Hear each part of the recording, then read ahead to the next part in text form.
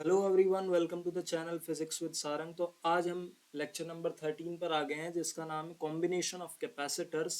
यानी कि यहाँ पर हम कैपेसिटर्स किस तरीके से आप अरेंज कर सकते हैं उनके बारे में हम देखेंगे, और उनसे मिलते जुलते कुछ न्यूमेरिकल प्रॉब्लम्स हम देखेंगे जो काफ़ी पूछी जाती हैं आपके बोर्ड एग्जाम में।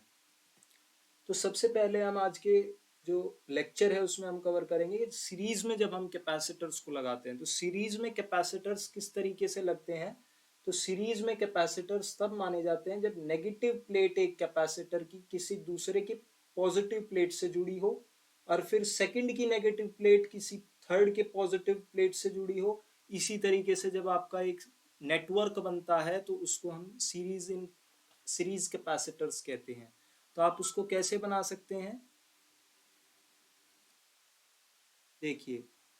मान लीजिए कैपेसिटर का साइन ये होता है। आप तीन कैपेसिटर्स इसी तरीके से लगाइए। मान लीजिए हम तीन का अरेंजमेंट लेते हैं, तो ये कैपेसिटर्स का सीरीज अरेंजमेंट हो गया। ये कुछ इसी तरीके से है जैसे कि सीरीज में हम रेजिस्टेंसेस लगाते हैं। इस तरीके से हम सीरीज रेजिस्टेंस लगाते हैं। तो कुछ इसी तरीके से हम कैपेसिटेंस लगाएंगे, लेकिन आपको इसको याद करने का एक तरीका मैं बाद में बताऊंगा। तो वीडियो को पूरा देखना, तो हम उसमें बताएंगे कि आपको किस तरीके से इनके फॉर्मूलाज को याद रखना है। तो देखिए, अगर इसका कैपेसिटेंस C1 है, इसका कैपेसिटेंस C2 है, इसका कैपेसिटेंस C3 है, और आपने इसको एक कॉमन पोटेंशियल से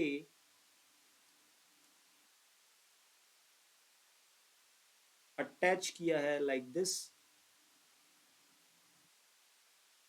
तो ये आपका एक पोटेंशियल V हो गया। यहाँ पर ये पॉजिटिव टर्मिनल है, ये नेगेटिव टर्मिनल है। अगर तो देखिए, ये अगर आपकी पॉजिटिव प्लेट है, ये नेगेटिव प्लेट है, यहाँ पर भी ये पॉजिटिव, ये नेगेटिव, ये पॉजिटिव, ये नेगेटिव, क्योंकि चार्ज फ्लो होगा तो वो चार्ज स्टोर करता है। कैपेसिटर हम जानते हैं चार्ज स्टोर करने का काम होता है कैपेसिटर का। तो ये अगर प्लस क्यू होगा तो ये नेगेटिव क्यू होगा। तो इस तरीके से सेम होगा, plus Q negative Q, plus Q negative Q. तो आप एक बात को याद रखिएगा, जब सीरीज में कैपेसिटर्स होते हैं, जब सीरीज में कैपेसिटर्स होते हैं तो वहां पर पोटेंशियल डिफरेंस डिफरेंट होता है। क्योंकि यहां पर आप ये मान के चलिए, ये V1 है, ये V2 है, एंड ये आपका V3 पोटेंशियल डिफरेंस है इन दो प्लेट्स के बीच में। ठीक है, तो सीरीज में क्या होता है, charge is same,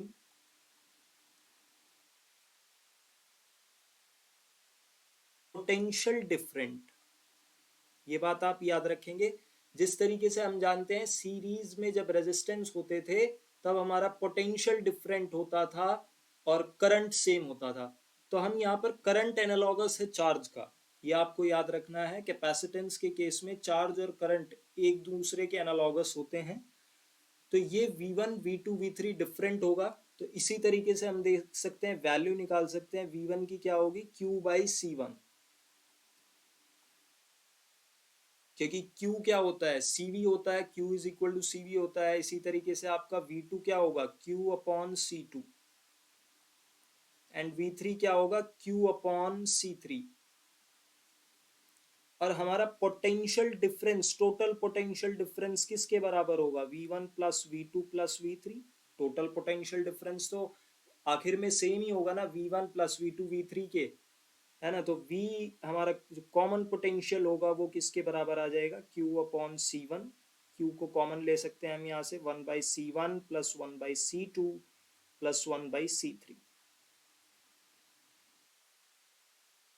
and V/Q is equals to this 1/C1 plus 1/C2 plus 1/C3। और यहां से आप देख सकते हैं ये V/Q किसके इक्वल है। हम जानते हैं Q क्या होता है, CV।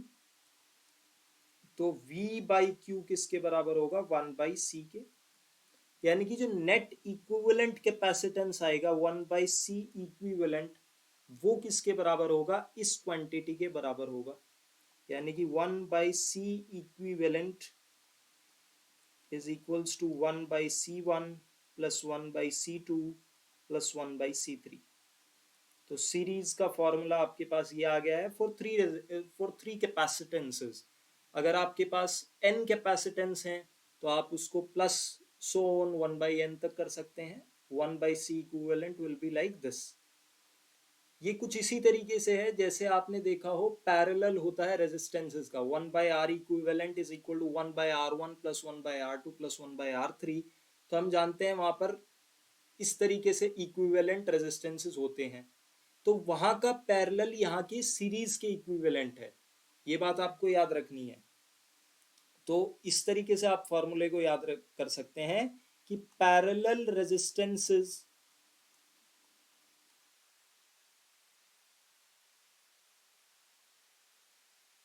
is equals to series capacitance।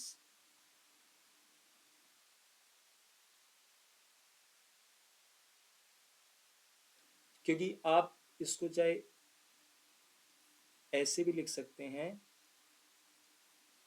that is directly proportional to parallel resistances is directly proportional to series capacitances। यानी कि जो parallel resistances का फॉर्मूला होता है वो कुछ कुछ सिमिलर होता है। यहाँ पे आप सिमिलर का साइन लगाएं तो ज्यादा बेटर होगा। कुछ इस तरीके से जो पैरेलल रेजिस्टेंसेस का फॉर्मूला होता है वो कुछ कुछ इक्वल होता है फॉर्मूला ऑफ सीरीज कैपेसिटेंसेस। यानी कि बस आपको कैपेसिटेंस यूज करनी है रेजिस्टेंस की जगह पैरेलल वाले में।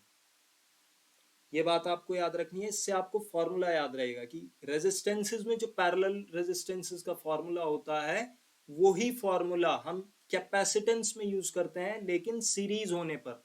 यानी कि बस उल्टे हैं, ये बात ध्यान रखिएगा। अगले केस में आप देखेंगे सीरीज रेजिस्टेंसेस का फॉर्मूले जैसा आएगा पैरेलल कैपेसिटेंसेस का फॉर्मूला।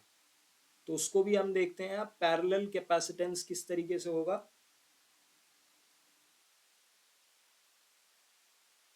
पैरेलल कैपेसिटेंसेस,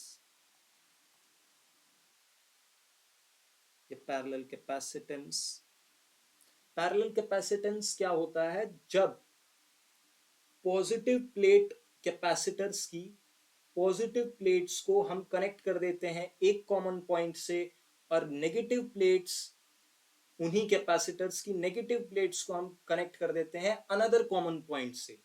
तो इसको समझिए किस तरीके से। तो तब कैपेसिटर्स का जो कनेक्शन होगा वो कहा जाएगा कि वो पैरेलल में है। इसको समझिए डायग्राम की हेल्प से। सपोज आपके पास इस तरीके से कॉम्बिनेशन है, यहाँ पर आप 3 ब्रांचेस बना लीजिए इस तरीके से। कुछ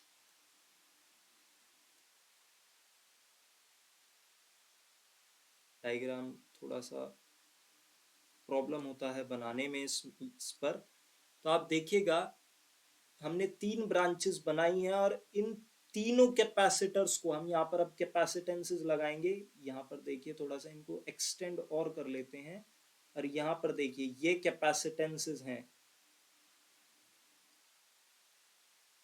सिमिलरली यहाँ पर कैपेसिटेंस है, सिमिलरली एक कैपेसिटेंस यहाँ पर होगा। इस तरीके से कैपेसिटेंस होंगे और आप उनको क्या कर रहे हैं, कॉमन पोटेंशियल से जोड़ रहे हैं।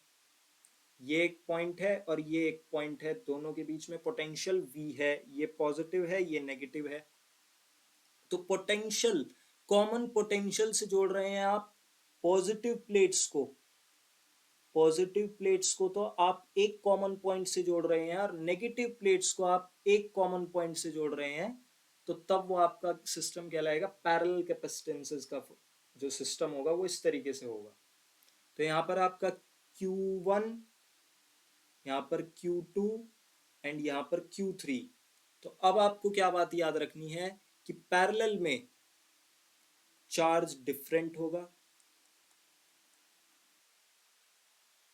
एंड पोटेंशियल सेम होगा।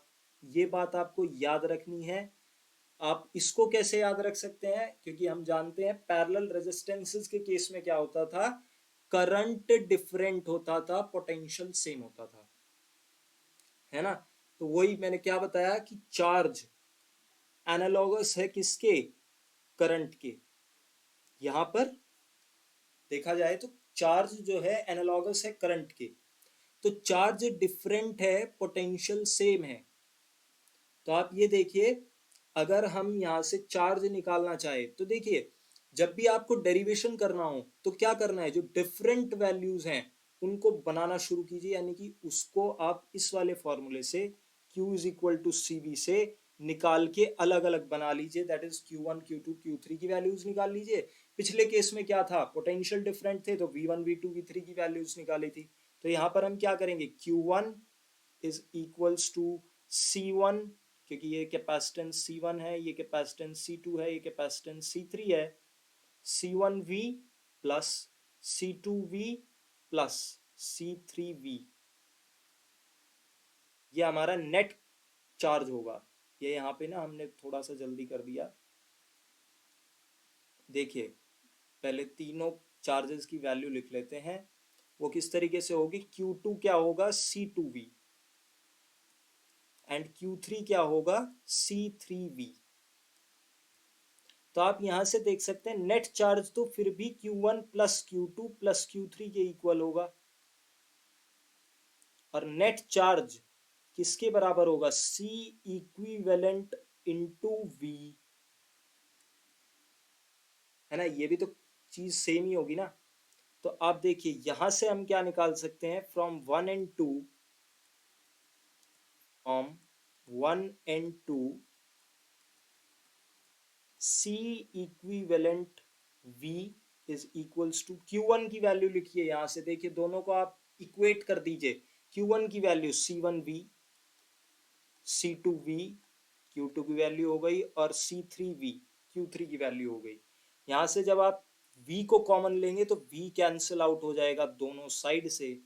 तो C इक्विवेलेंट हमने एक स्टेप घटा दिया है, आप पूरा लिखेंगे C1 plus C2 plus C3। ये आपका फॉर्मूला हुआ पैरेलल कैपेसिटेंसेस का। तो देखिए ये किसके बराबर आ रहा है, जैसा सीरीज ऑफ रेजिस्टेंस था, है ना। रेजिस्टेंसेस का जब हम सीरीज लेते थे वहां पर इस तरीके का फॉर्मूला आता था। तो आप ये याद रखिए कि दोनों उल्टे हैं, यानी कि कैपेसिटेंस का केस रेजिस्टेंसेस का उल्टा है। तो ये बात आपको याद रखनी है।